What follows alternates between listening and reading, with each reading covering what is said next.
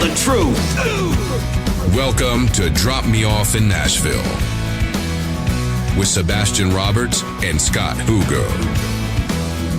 Welcome back to the little show that could, and in fact still does. I'm Sabastian Roberts, along with my dear friend Scotty Huger. What's Scotty going on? Huger, I'm right here. How you doing, Bash? Good, beautiful. Good to see your face today. And you know what? In episode 2, we're talking about From the Garage, too. So if you haven't heard the first episode, I encourage you to go back and learn a little bit about us. Do a little bit of homework. It's kind of fun and interesting, and it's entertaining anyway. But From the Garage, Scotty, we talk about every legend, that starts somewhere. And for most, it's a dirty, it's a garage, right? It's a garage. And so, like in this episode... Mom and Dad buy you an acoustic guitar, and you start to learn how to play it and what an amp is. And yeah, so we're going to kind of rewind a little bit, right? To where the dream began. Right. The grit, the guitars, the garage, the door. The crying. Garage door anthems, right? The hurt fingers. Yeah.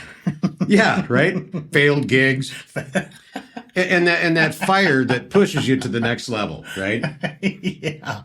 So you and I were talking before the show about our time. Hey, hang on a minute. We have a special guest, but I'm not going to tell you. But they're going to be next week. I just got confirmed on my phone. Our special guest is here from Nashville, lives in Oklahoma. But I don't want to tell you about it yet, but I just got confirmed on my phone. I can't wait to tell you who this is next week. Okay, let's go back to the garage. Well, no, yeah, that's really good, Scott, because I like surprises, and as long as we're getting into surprises, Mark over there in the room there, I've got one for you, buddy. How about this? Happy birthday, Scott. What? Come on, young man, you're not a little dust on the bottle, but we love you a lot. Come on. To the greatest friend on the whole planet to put up with an old Nashville singer like me. A royal pain in the ass. We love you, Scott. Cheers to another year. So you like surprises. Happy birthday to me, John and Mark. You guys are so kind. Thank you. Yeah, I'm really good. I just need you to know I stopped counting at 27, though. Yeah, well, that's good. It's too much. You know how good I am at keeping secrets, right? Yeah. So hats off to this one. That was great. That was really tough. So let's go from the garage. At one point, that was sweet, you guys. Thank you. You're very well. We love you, man. So we both went. We didn't figure this out, y'all, for many, many years. But at one point, I wanted to be in radio. And Scotty, it turns out, wanted to be in radio. So we both attended the same radio institute called Brown up in Minnesota at the same time. Listen to this, John. So I'm on the roller rink mic thinking I'm somebody because the girls look at me because I'm spinning the records and my daddy owns a place. So, I'm somebody now. Look at me. So I'm going to go on the radio because I love music and I love to be around people. I told you that in episode 1, but this is something different. This is like on the radio. And I got this audition tape from Brown Institute. You got one too, right? Of course. And you had to read that script? Right. Here's me. I don't know how to say that word. Okay, stop, rewind, play, record. And then I try to do a radio voice. Like I'm somebody. like I'm copying Steve Cochran from KDWB in Minneapolis. Yeah. And I completely failed. Completely. And the guy literally sent the stuff back or to whoever and said, "Could you just read it? Don't try to be a radio guy because you're not. Just read it. Just read whichever's on the script and send it to us. Let's see if we can work with you." I couldn't, but they accepted me, so there had to be something there. Well, they kind of told me the same exact thing. Oh, I was trying to over radio it. I was WDGY. That was me. That's the kitchen. Yeah, it was. I was really overdone. But like you said. But the thing about it, I got 6 months into it, and I started to have to take history classes and stuff. And I just, as a young kid, I wasn't mature enough to understand it, so I quit. They wanted me in typing class. I'm like, okay, we're done. I'm not here to do office work. No. I just wanted to be famous and be on the radio. Can't we just do that? But I got to say, though, there's a lot of incredible, talented people that came out of Brown, and hats off to them because they did a great job for the people who deserve to be there. It just wasn't my fit. No, it wasn't for me either. But little did I know, I thought I was going to be, if in the garage, I thought I was going to be a guitar player. I was positive. Yeah. Because I used to Milli Vanilli it and play air guitar in the garage and listen to Foreigner and sing Jukebox Hero at the top of my lungs, and yeah, but the music had to be higher than your voice that was coming out of the speaker, just so if you did suck, it would drown out. It sounded like you were real good. Yeah, you're like in the car, in the shower, how great of a singer you are. Turn that mic on. Like, look at these mics. I mean, they'll pick up a teardrop. Yes, they do. It's incredible. So when you get in front of that mic, we're gonna know whether you sing or not. In the garage, though, when you were in your garage, yours was more like a basement. I mean, 3 steps up when you're in the garage. It was almost part of your studio, but you had an amazing setup down there, Bash. You really did. Well, I put a lot of time and money into it. We insulated and sheetrocked. I had a furnace in there as big as the one in the house, and it was all soundproofed. We had surround sound in there as well, so I could do playbacks out in the garage, so I could smoke because I haven't smoked in the house since 1980. So, never mind, I'm not that old, but. The garage was more of a break area, and the basement was so packed with music gear, there was only really room for the band. So the neighbors would come over and ask us to leave the windows open, and I thought, wow, maybe there's something to this. Right. They're not asking me to shut up. Yeah, like most people do. Stop singing. Stop. Yeah, they're going, we want to hear. Yeah, it was impressive. Like I told you, that Sunday morning when I showed up right at 10 o'clock and I got the introduction to your garage studio, quote unquote. I knew I was in the presence of something that was going to be pretty cool. Well, but you know what? We got to get into Max Bar and Grill, where we met. When you came in there with that black trench coat on, I had clothes on underneath it. I wasn't taking no for an answer. I mean, I know we're on this other topic right now, but I wasn't going to take no for it. So I was hoping to kill you with kindness, eat you from the inside out by going, "Why did you say no to me, man? What the heck did I do?" Did hurt my feelings, right? Yeah, it did. Yeah, it was really terrible.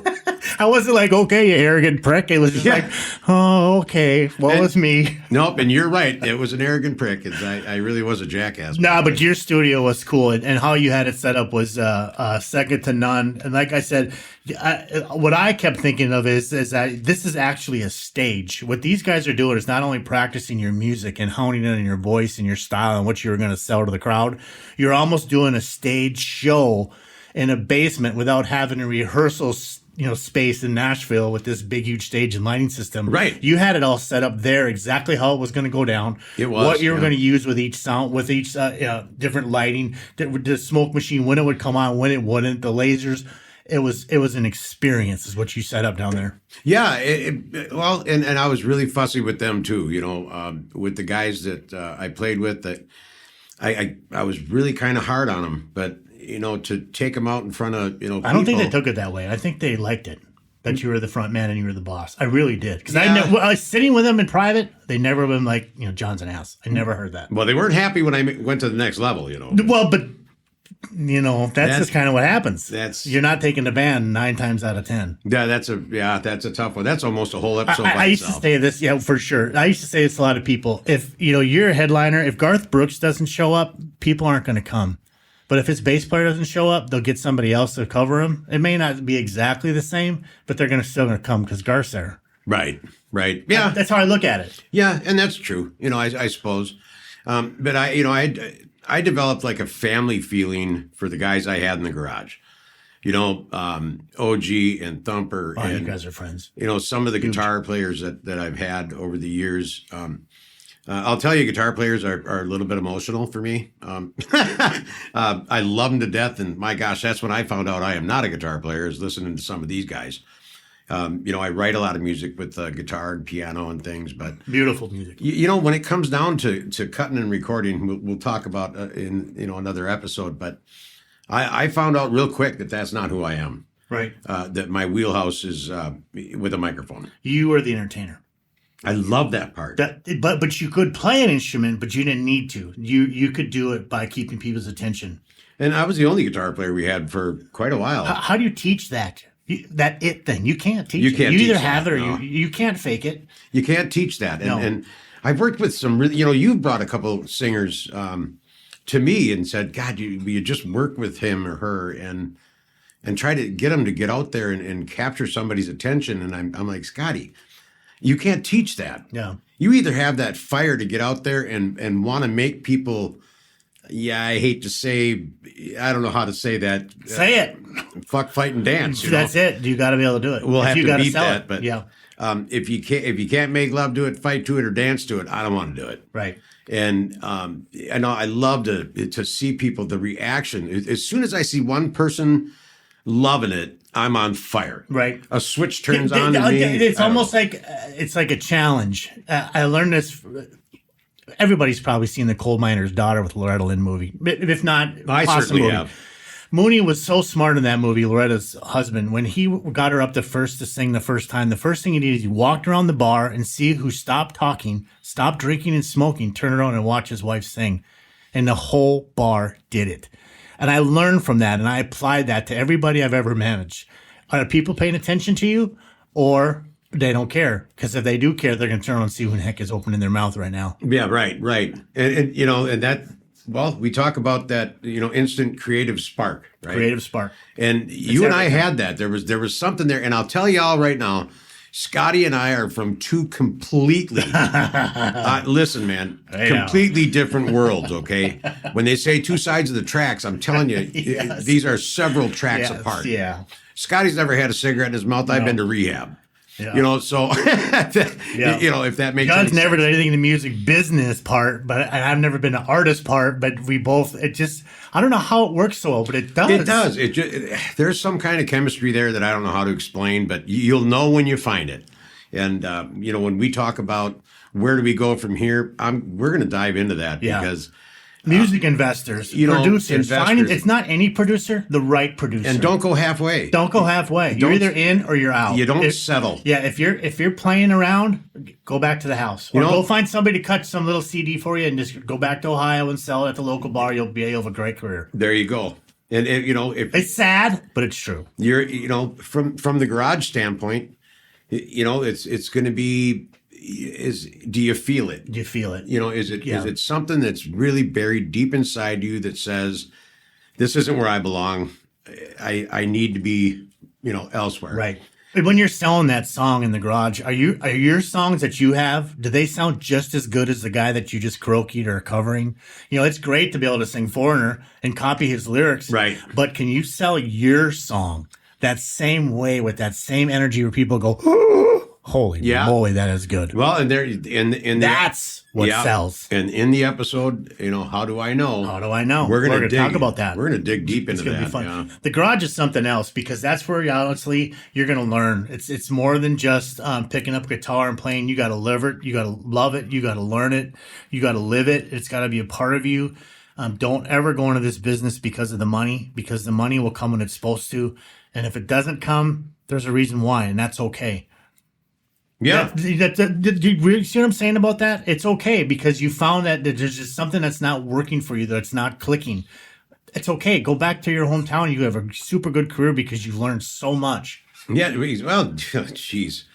I wish I could write a book about it, honestly, but this podcast is going to be the ticket to teach people exactly that. And when we come back after the short break, we're going to talk about the pilgrimage and what it took to go down to Nashville all those times and things. So we'll be right back in just a second. Thanks for hanging with us. Hey, Siri, bring me a sandwich. I can't. I am not a human, you moron. Oh, well then what's the best podcast she can play me? Now playing Drop Me Off in Nashville. Aw, thanks, Siri. Give me a hug. You are an idiot. 3. Your guitar isn't just an instrument, it's your voice, your soul, your weapon. So don't let it dull out. Bring it to life with Doc Simon's Miracle Guitar Polish, the premium 4-ounce organic formula that restores, protects, and ignites your finish with a stage-ready shine. Safe for every guitar finish and fine wooden instrument. Zero junk, all tone. Whether you're shredding solos or strumming stories, this polish delivers pro-level results every time. Make your guitar look as good as it sounds. Doc Simon's Miracle Guitar Polish. Your secret weapon for shine, tone, and total respect. Get yours now at SlamoCustomGuitars.com. That's SLAMO CustomGuitars.com.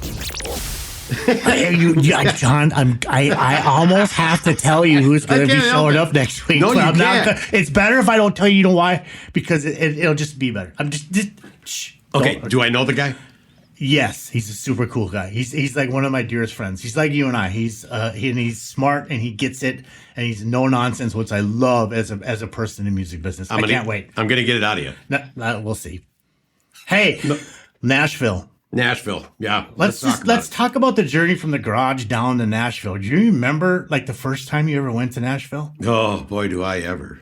Were you younger or were you older? Was it after the garage? When did it was you? It was because of me. Yeah. When I went down to work with Tommy Two-Tone and yourself, and we cut the record. It Is What It Is at Omni in Nashville. Yeah. Can you believe the character of that city the first time you pulled up? I mean, there wasn't any of all these artist bars. It was the stage, Tootsie's, Legends Corner, Rippy's, The Wheel. Those bars with all this character where people just gravitated to, and you couldn't wait to get in there and be a part of it because there was this kid up on stage named Scott Collier, John Stone, holding people in the palm of their hand from all around the world. I mean, just holding people in the palm of their hands. And I couldn't wait to get in there, be a part of that, just to watch these guys perform. They were a lot of fun. And I had just bought the Kia. I had I had a Kia Sportage, and I love that thing. People pick on that little Kia, and everybody has a Jeep. So I love my little Kia, and I put, honest to God, I used that car exclusively for driving to Nashville. And I put 186,000 miles on that truck. Yeah. Just going back and forth to Nashville. I'll never forget that time I called you. We had this song, you guys, for Dale Earnhardt Jr. called 88. It's killer. I love it. And it was just powerful. And we had 4 different singers in the studio trying to cut this thing. We just couldn't get it right. And I called Sebastian. I said, will you please come down? He's like, Scotty, it's an ice storm. It was too. How much?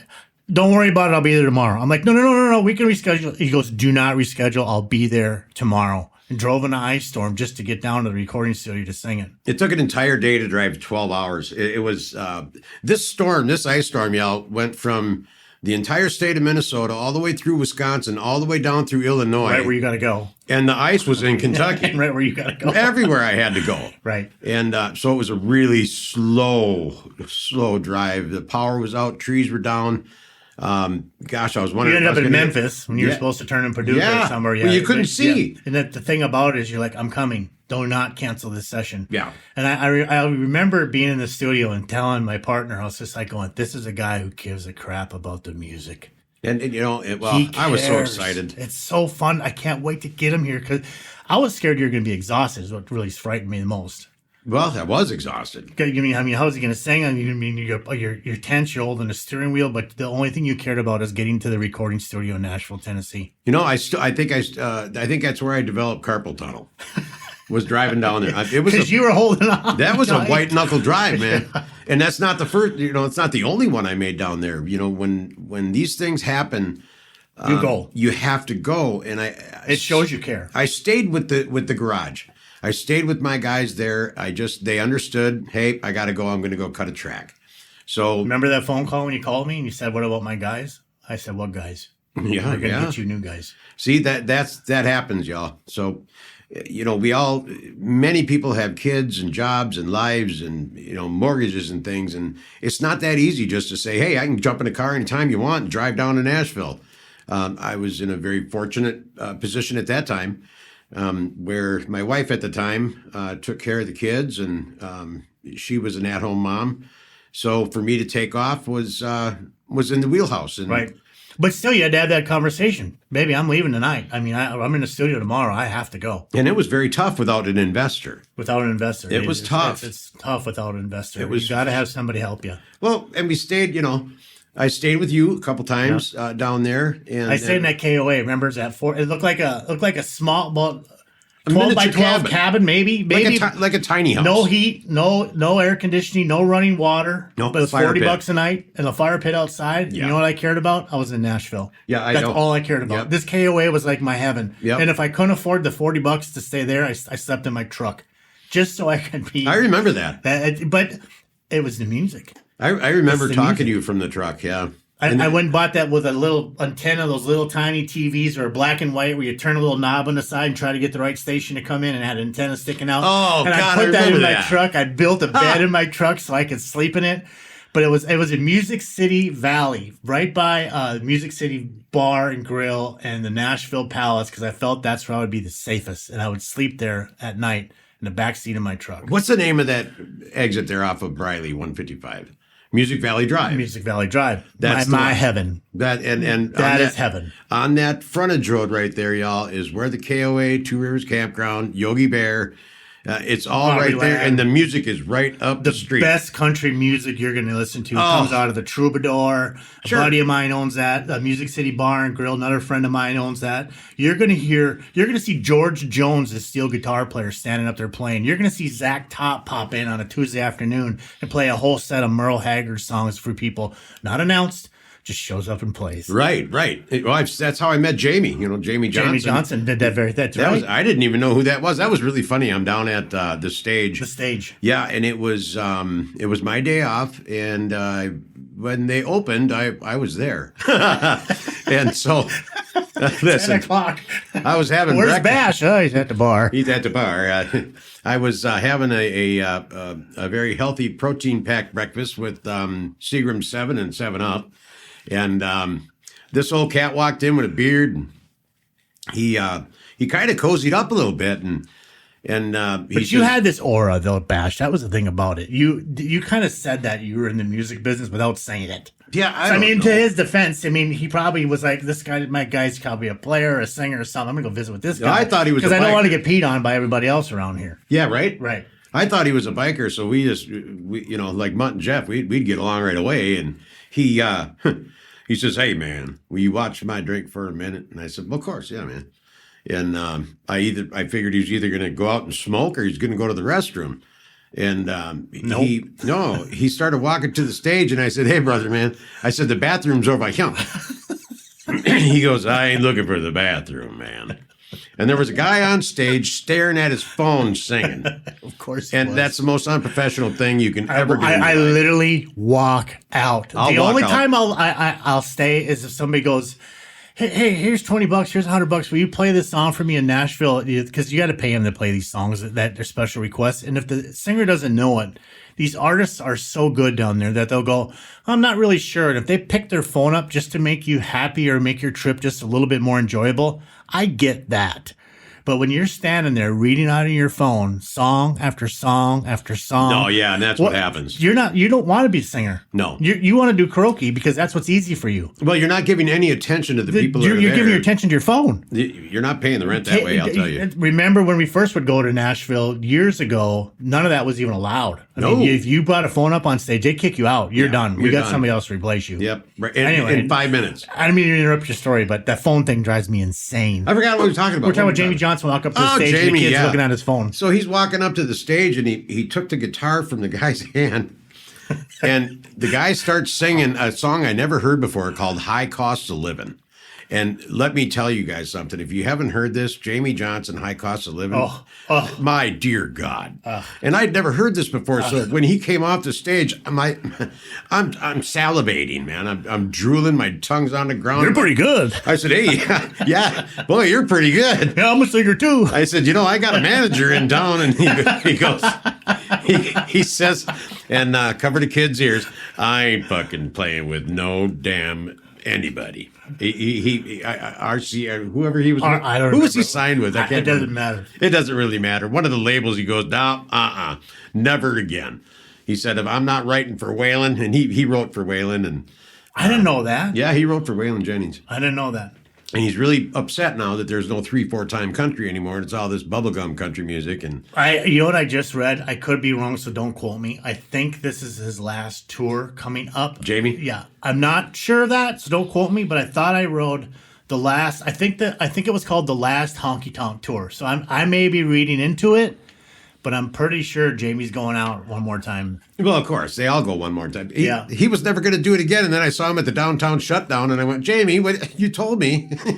Yeah. I mean, You got to know this guy. He's absolutely hilarious. But what a talent. Like you said, when somebody can command. I watched this episode on CMT where they were doing tribute to Alabama, the group Alabama. Okay. Oh, yeah. And Jamie came up. I think I sent a text to you for you to watch it on YouTube or something. But Jamie came up there. It was just him and his guitar, and he sang. And quarter way through the song, I have tears running down my face. And I've heard this song a million times over. Yeah. But I've never heard somebody do it like that. That's the passion we're talking about. That's the passion. That's that get in the car, drive 12 hours in an ice storm. I'm cutting tomorrow. This guy gets up on stage, grabs his guitar, and sings it better than Randy Owen did. You know, right?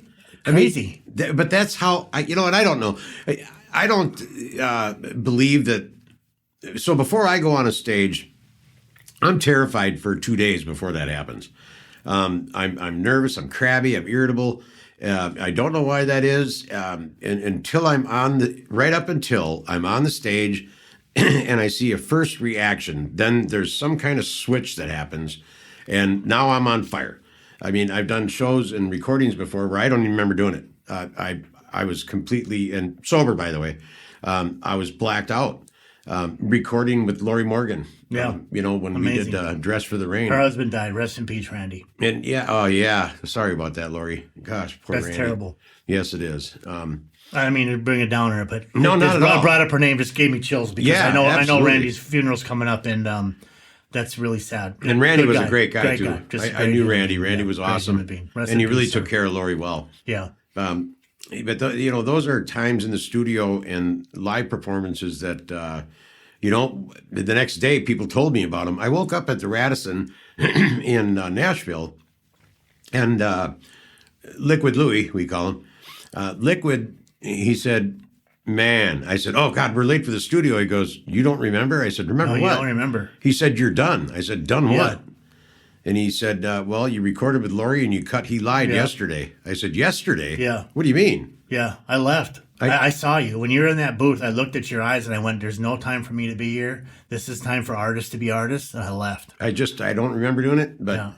But those are those moments in the studios or on stage when you go, this is it. This is my thing. This is when you know you have it and when you don't have it. Like you said, if you're just doing it because somebody tells you should do it, paying you to do it, it's no longer you're not being an artist anymore. Now you're just doing it because, right? What fun is that? Go find a painting job or something that you more enjoy if that's where you want to be, and that's okay. When people are dancing or crying, Yeah. or showing emotion when I'm out there, then.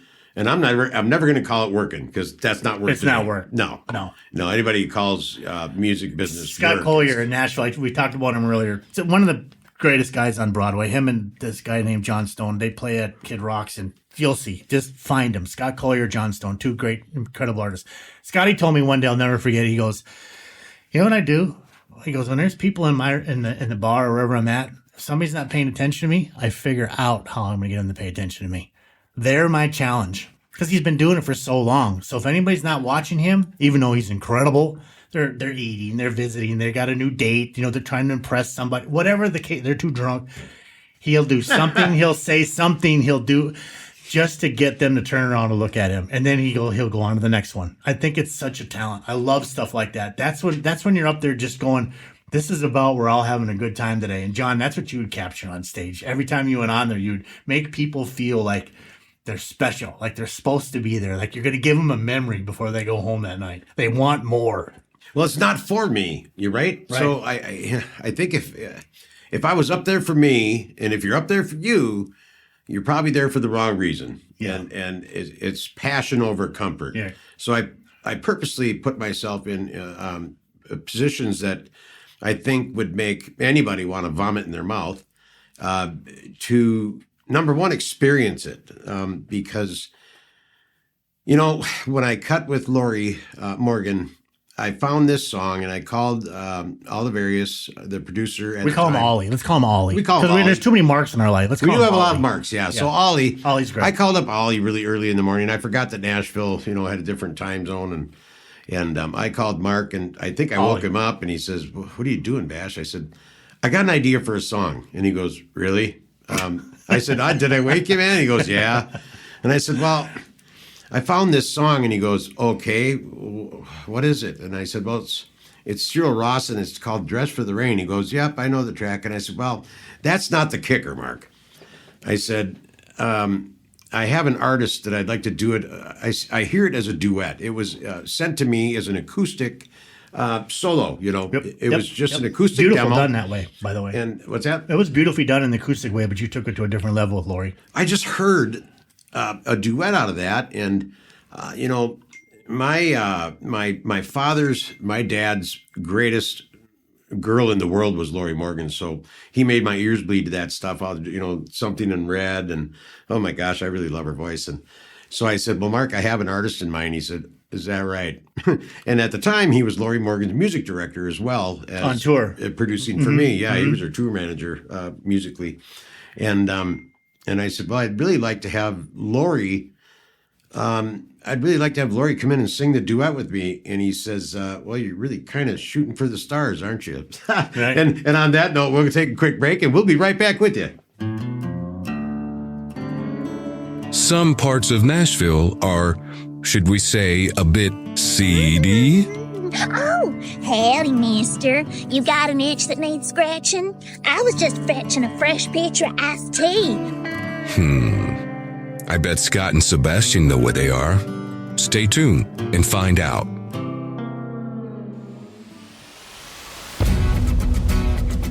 Are you a TV producer or camera crew ready to capture the heart and hustle of Music City? Then we got your next hit TV reality show.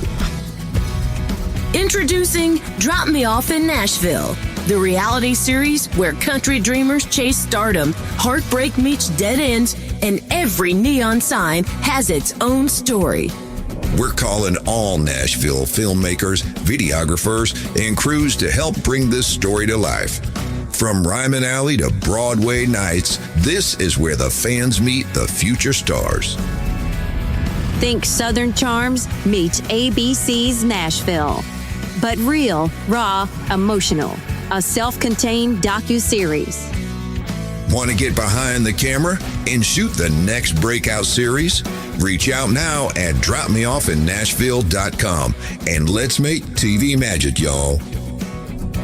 Drop Me Off in Nashville, where the dreamers and the fans connect in reality. All right, we're gonna wrap it up in this next segment, maybe 5-6 minutes, and we'll wrap. Thank you. Okay, so we're back. Obviously, we when we go to break, we end up talking, and then we forget where we were at. Yeah, sorry about that. So if we were in a sentence about something else, y'all just bear with us a second. We're talking about Lori and Mark Oliverius had said, "Oh God, you're really shooting for the stars, aren't you?" And I said, "Well, you know what? If I don't ask," Gene Simmons always said, "If you never ask, the answer is always going to be no." You know what else I heard? I referenced literal. There's like heroes in my life that I studied. Loretti? Loretta, Charlie Pride, not you. God, no, Loretti. I thought you said you. I'm like, oh, I'm just kidding. Wow, I'm just kidding. I got feelings, you know. Just kidding. Loretta Lynn, Charlie Pride, Garth Brooks. All those three. They all had their own path and they did it their own way. And so they're like kind of like my heroes, so I like to reference them. Yeah. I remember you said something about you're shooting for the stars, but then Gene said to you, if you don't ask, how are you going to know? That's right. Loretta said the same thing. She goes, if you're asking somebody and they're telling you no, you asked the wrong person. And I thought, oh, you're right. Yeah. You're asking the wrong person. They're not allowed. That person who said no can't make the decision. You asked the wrong person. That's right. What great advice. It's so simple, but think about it. And if you don't ask, how do you know? It was life-changing. It was life-changing. Scotty, it was a changing in my life right there. It was amazing. I had told my now ex what I did, and she said, "Oh, dear God." And I said, "Well, yeah, I did ask, and I'm pacing the floor all flipping day, Scott. I was wearing a hole in the marble floor, and literally, I think I put probably 20 miles. Well, you're talking about a country music legend. I mean, she's incredible. Well, I never thought she'd ever do it, but when she said yes, I'm nobody, so why would she, right? Right.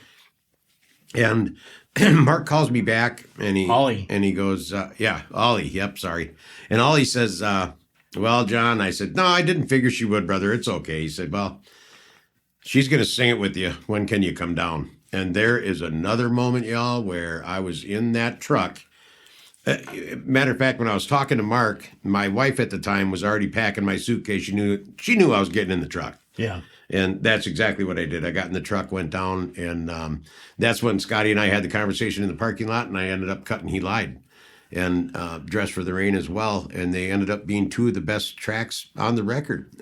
It was just incredible. See, so again, like we were talking earlier, these are just stories that we lived. Each one of you artists out there, when you go to Nashville, you're going to have your path. You're going to make your journey. You could do it by getting signed at some local Holiday Inn songwriters night. You could have some guy that you pay him $5,000 and he's going to walk you into every producer or record executive in Nashville and get you a deal that way. There's many ways that things can happen, but the things that you got to do is you got to do it. You got to get off your hind end, believe in yourself, because nobody else is gonna. I can promise you that. And it's business. So even when you go down and you think you're the best thing in Ohio, I'll bring you down on Broadway and I'll show you 100 people who are better than you. Right. It's just, how hard are you going to work? And nobody's going to come to your door and knock on the door and say, oh my gosh, you're so good at karaoke, you need to come down. It's never going to happen. It doesn't happen. I'm not even a great singer. I could do this Friends in Low Places thing pretty good. And I'm kind of happy. That's like my moment, I guess. Love watching you do that. But it's never going to get me a record deal, number one. Number two, I'm unqualified. I wouldn't want one anyway because I'd fail. And furthermore, there's a lot more talented people down there that deserve it, that are just so incredibly sickening talent. It's just so fun to watch them build their careers. You got to do it, you guys. It's so fun. Get off your couch, go to Nashville, try. Don't let us discourage you. But like we said in this episode, don't be afraid to ask. Don't be afraid to ask again, and don't be afraid to ask again if you have to, but just keep asking till you get what you need. And great things start in small places. They do. So when Scotty brings up writers' nights, find them, go to them, hit them up. There's Beer for Breakfast Wednesday in Nashville. I don't know if they're doing that anymore. I wonder if they're not. I'm going to look that up. Wasn't that the Rooster? I think it was at Tootsie's. It was Beer for Breakfast. No, that was at the Rooster up the road. I don't remember. Let's check it out. We'll find out, though. We'll find out for you where the current writers' nights are, and I highly suggest you go. Even if you just go and listen, it's not what you know; it's who you know. It's who you know. Marketing. Yeah, that's what it is. Hey, John, did I tell you that we have somebody cool coming in next week? Yeah, you're just trying to tease me now. I know you are. I'm telling you, this is going to be awesome. This guy has been around the block. He gets it, and I know him. So you're freaking me out, and he doesn't play mess around. He gets it. And you're freaking me out because now I'm trying to figure out who it is, and we only know about 10,000 people between the two of us. Next week when you come in, dress a little nicer. Well, all this fancy stuff you got on, you make me feel out of place. Am I offensive? I just got out of work. They actually made me work today. Anyway, listen, we're gonna catch you on the next episode. I love y'all. everybody. Yeah, we're gonna have a special guest for you. So whoever that is, we'll find out together. Cool. I'm excited. Have a wonderful day. Bye, y'all. Thanks for joining Sebastian and Scott. Don't forget to like and subscribe to join the Drop Me Off in Nashville family. Engineering and production provided by Podcast Production Music. Well, Nashville, can't thank you enough for all the time. Y'all come back now. Here?